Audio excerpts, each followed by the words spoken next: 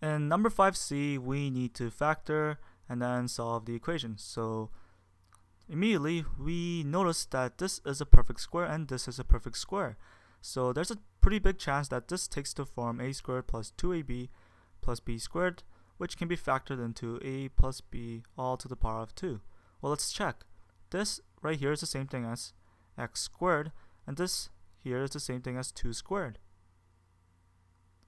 And now the middle term, that is actually the same thing as 2 times x times 2.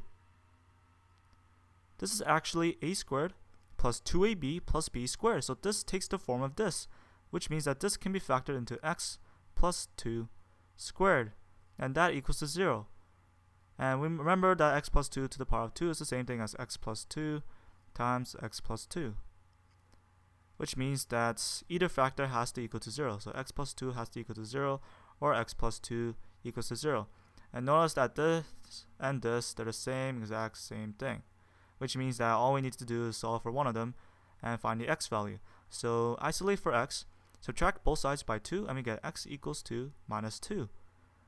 And since x minus 2 makes this equation equal to 0, that means that therefore this equation equals to 0 when x equals 2 minus 2.